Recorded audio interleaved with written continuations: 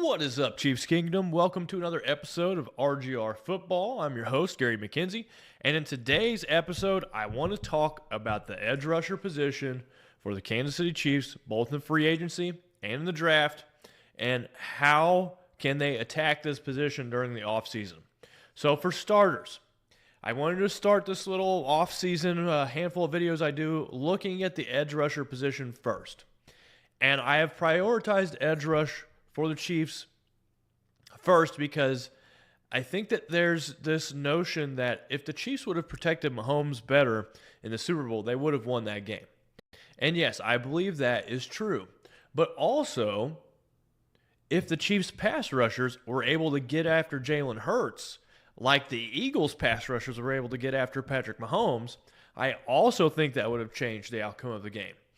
So I think the Chiefs are actually closer to having an unbelievably dominant pass rush than they are to having an unbelievably dominant offensive line. On the offensive line, they're locked in at Juwan Taylor at right tackle, and he has had his shortcomings. They cannot get out of that contract.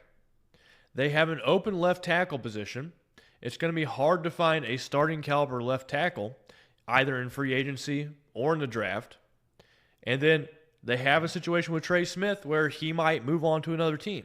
So that's three spots on the offensive line that I feel like need a lot of work, whereas I believe the Chiefs only need one really good pass rusher on the defensive line to make that group almost unstoppable. So that's why I'm going to look at pass rusher first, and then we're going to look at tackle later, offensive line later. So heading into the season, into the offseason, the Chiefs currently have $4.3 million in cap space. Now, that number can be massaged every which way. In reality, I think the Chiefs have much more room than that. They're capable of making much more room than that. And one thing I think they could do that would be good for the long term of this team and their current cap situation is if they were to give Karlaftis a signing bonus and extend him for about 3 to 4 years. I think a fair market value of average per year for Karlaftis, looking at his peers that are similar, he's not going to get Myles Garrett money. He's not going to get Micah Parsons money. He's going to be on your, lower tier, second tier, third tier pass rusher money because he has not been as dominant as those guys are. So I think a fair deal for Karlaftis for an extension, average per year, would be around $15 million to $18 million per year. If they're able to extend him this year, give him a signing bonus, that will drop his current cap hit, which is kind of high because he's a first-round rookie pass rusher. I think it's around $10 million. You could drop that several million dollars, free up a little space, give him a long-term deal, keep him on the team for a while, and then set him up for a long-term contract again because he's currently only 23, 24 years old. So if you give him a 3 or 4 year extension, he'll be looking for another contract in his late 20s. He can get paid quite a bit again. So I think it's a win-win for all sides. And if I was Brett Veach, this would be one of the first things I tried to get ahead of this season. Both he and McDuffie trying to sign those guys long-term. In terms of the draft for the Chiefs have 6 picks and potentially more because of the compensatory formula. Many believe it'll be just one more extra 7th round pick for the Chiefs.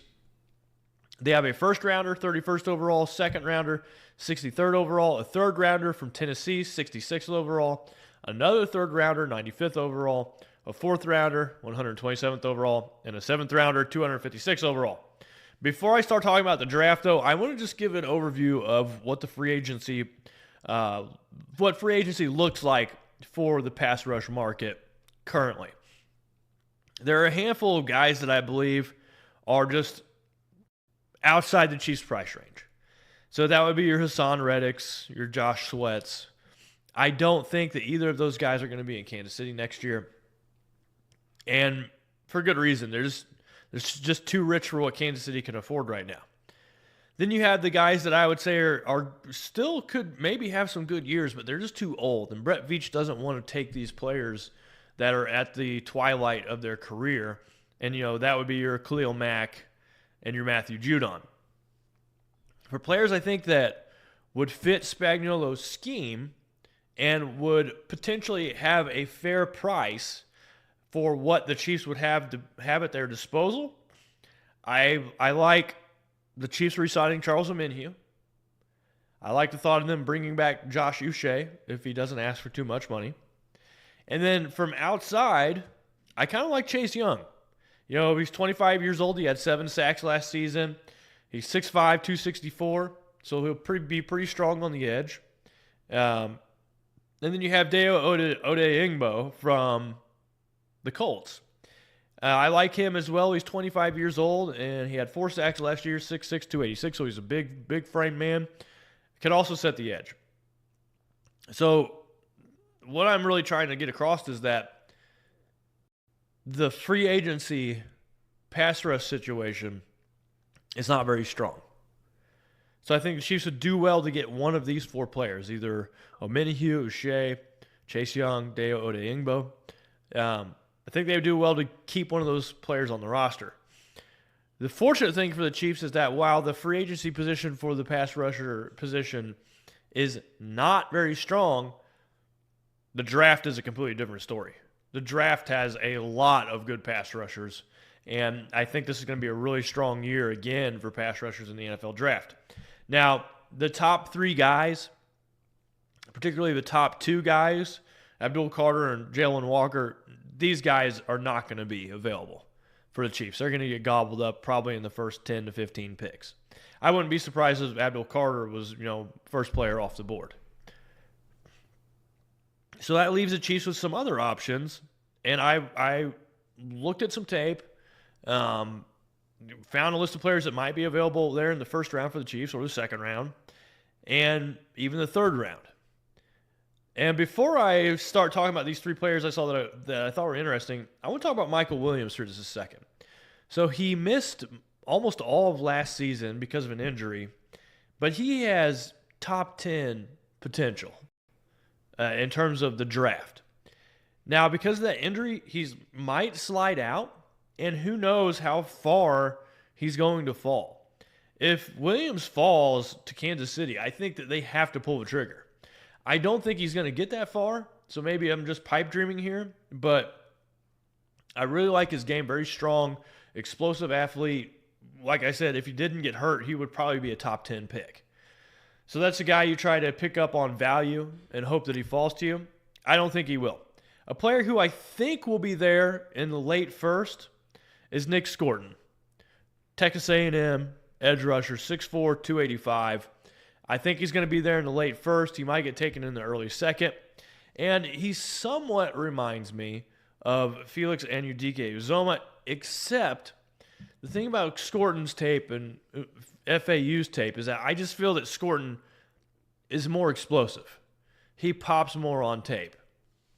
Scorton is very good with his hands. He's strong, and he has a good burst. He has a good first step. And to me, when I was watching Scorton, he kind of has that Chris Jones vibe about him where, there's some moments in the game where he's just overpowering. And I think that he fits Spagnuolo's system, being 6'4", 285. But we're talking about late first-round pick. And if there's a tackle available in that late first-round pick, I am 100% certain that Brett Veach is going to take a tackle. So the Chiefs might miss out on Nick Scorton. In the second round, I somewhat like Princely Umanmielen from Ole Miss, but he's a little undersized for what Spagnuolo wants to do. And, while he seemed like a heads-up player, just the explosiveness and the burst wasn't quite on the level as some of the other players I've seen. And whenever I watch tape for players, everyone does it differently.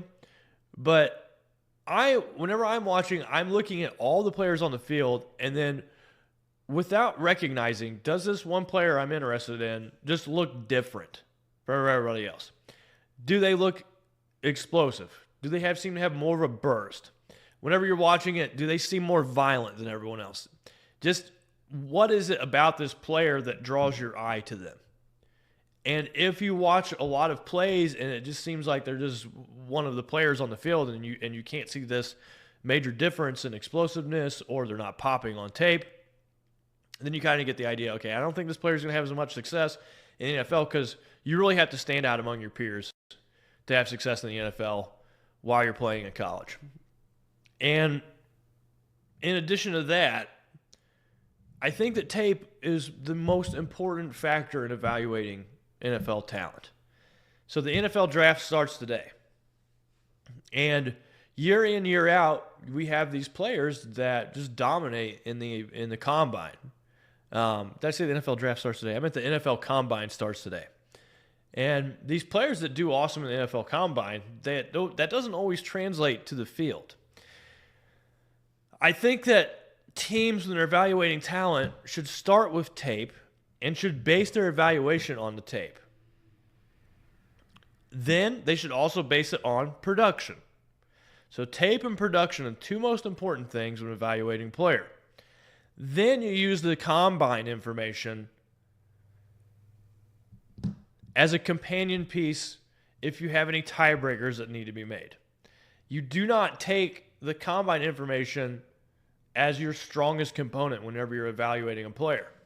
And I say this because I have experience with evaluating players in the NFL draft because I once wrote algorithms many years ago to try to optimize picking players in the NFL draft. And the two things that mattered more than anything else were production in college, and then, if they had a tape grade that was very high. So the combine information is a supplement to what these players have done on tape. You don't supplement their combine with the tape. The most important thing is the tape and their productivity. And if the tape and the productivity isn't there, but the combine numbers are there, I would not take that player. So I think a lot of good things could happen in the draft for the Chiefs if some of these players who we think are top-notch players do not perform well in the combine. Because some of these teams fall in love with that 40-yard dash time, fall in love with whatever combine test that they're falling in love with that day, and they forget about the tape. The tape should be first and foremost. Production, first and foremost. Those two together. That's what really matters. And if you're picking late in the draft, you have to pick players who are productive and look good on tape. The combine doesn't matter as much. So speaking of someone who, to me, looked good on tape and has an early third-round grade at the pass rush position, and I think would fit very nicely in Spags' scheme, I really like Jared Ivey. So Jared Ivey probably is going to be there at number 66 overall when the Chiefs have the Titans' third-round pick. And what I liked about Jared Ivey's game is that he was very disciplined, for one. So he set the edge well. You very rarely saw him getting downfield and looking like a fool while a running back runs right behind him. So very good at that. That's something Spags values very highly. His hands were very strong. So before I even knew how big Jared Ivey was while I was watching the tape, I saw him hand fighting, and he was just doing very well, shucking defenders with his hands, with his arms, getting good push. And I thought, this guy has to have long arms. And sure enough, he's 6'6" tall. So I think that with his strong hands, his good hand fighting, shucking blocks, very disciplined player, I would like to see the Chiefs take this player in the third round. And that's kind of who I'm circling. I'm circling Jared Ivey, and I want the Chiefs to go after him in the third round. I think the Chiefs are going to go after a tackle in the first round, or they might be interested in trading back if tackle isn't there. Because the Chiefs only have 6 picks this draft, and they need a lot of players. They have a lot of holes to fill. So that's my take. I'm putting a circle around Jared Ivey. I like Nick Scorton's game too. I think he could play a little lighter. He's 285 now. I think he could play around 275 and have a little more burst and athleticism. But either Scorton or Ivey, if the Chiefs take either one of those players for trying to bolster their pass rush, I'll be very happy. But that's it for today. Let me know down in the comments what you think of my 2 draft darlings I think should be there for the Chiefs. at the edge position, at the pass rush position. Do you like Scorton? Do you like Ivy? Do you like neither one of them? Who do you like and think will be there available for the Chiefs in a realistic position, either in the first round, second round, third round, wherever? And then, as always, thank you for stopping by and watching the content here. Make sure you hit that like button if you haven't done so already, and subscribe, because we need all the help we can get as we try to grow this channel. But this is Gary signing out. Got nothing but love and appreciation for all of you all sticking around for this video. I'll catch you next week. Thanks for watching this video from the team at RGR Football. Click these videos to see more and subscribe to RGR Football.